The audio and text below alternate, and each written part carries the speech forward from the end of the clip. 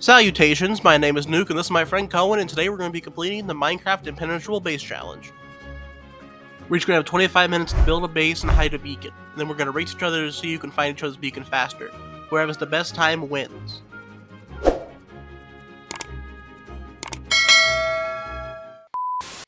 That's at least what Cohen thinks is going to happen, but I have one goal and one goal only. I'm going to make a base that's so annoying and mind-numbing that he'll want to quit. And I know exactly how I'm going to do it. I throw up a quick few stone walls and I'm ready to go into action. My first line of defense is going to be pufferfish landmine. Whenever you step near them, they give you poison too. And if you stand by them long enough, you just die. Soul sand and magma floors with skeleton archers are a perfect touch in my opinion.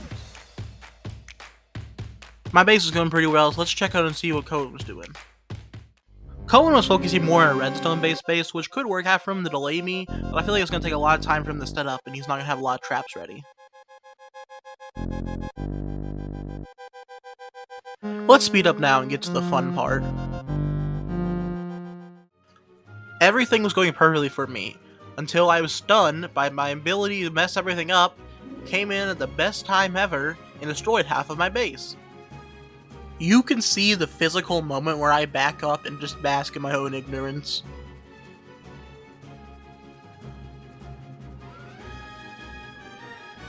A time extension, 20 minutes, a rebuilt house, and a re-burned down roof, and I'm ready to go. I had no time left for building, so I just straight up dug a hole in my backyard and put my beacon in there and hoped Coen wouldn't look for it.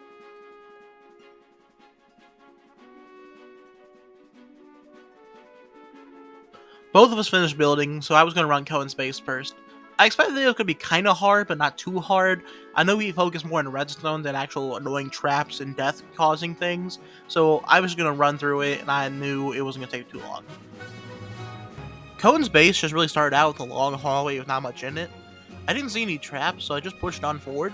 We realized later that Cohen didn't activate the redstone for his first trap, so the first room of his base I just walked through with ease.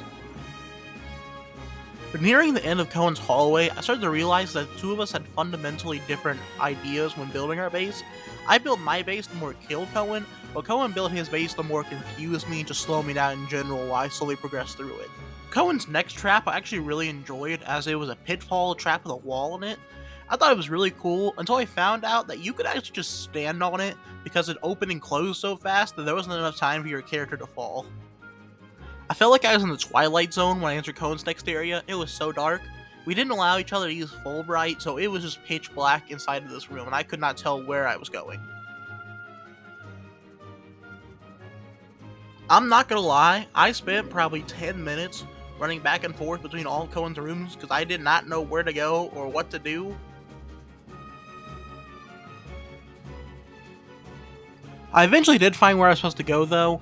I fell down the hole, and I felt like I landed in the back rooms. It was pitch black and there were tunnels going everywhere.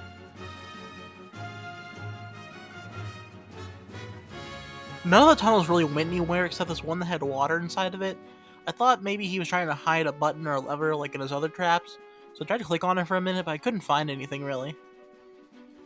I was assured myself after looking through all the tunnels that there had to be something here, a lever or button or something in this hole, but for my life I could not press it.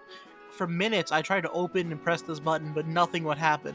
Eventually, I had to have Coen come replace and fix the water so I can press it. I finished Cohen's base with a total time of 17 minutes and 18 seconds on the dot. I was happy I finished the base, but I'm sad it kind of took me longer than I expected. I was happy Cohen made a hard base, though. It took me some time to complete. It was finally time. It was Cohen's turn to run my base. He openly told me before we began that he was scared of all the silverfish and didn't think it was going to be possible. I was so happy when I saw Coen jump down and he was swarmed by silverfish. My army of bugs, which had torn my base down not 20 minutes earlier, was now destroying him and ruining his day, killing him over and over and over. The only way Coen was able to get rid of the silverfish was by pulling them into the base where they die on the magma. Even when he did get inside, I have pufferfish there, and I also have pressure plate to get some nausea, so even if he does get inside, it's a horrible time as being shot by skeletons trying to make it to the end. Cohen did have a couple good runs trying to get through my base, but most of the time he just died on the magma or just got shot by one of the skeletons. When he did make it through though, it doesn't really matter because when he went down and landed in the water, he met Mr. Puff.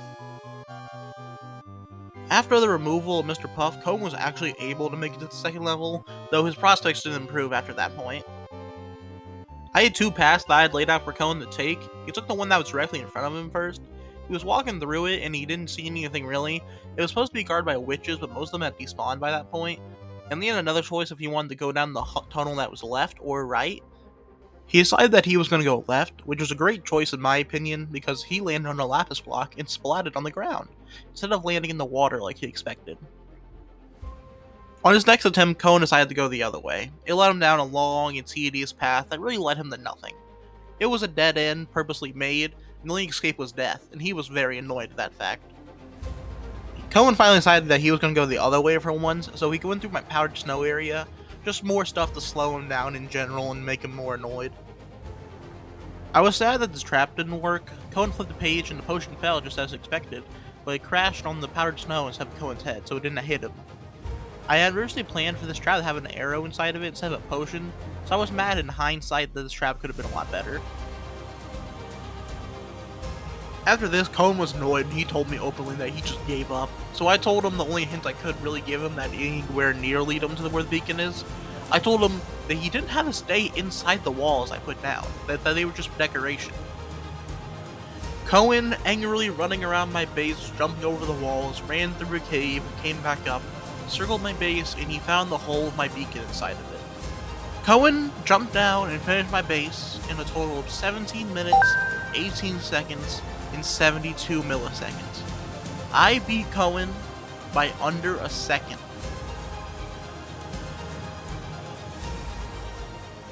Thank you for watching the video. If you liked the video, remember to like and subscribe, and if you want to see us do something like this again, or if you want to see us do a round 2, then comment down below.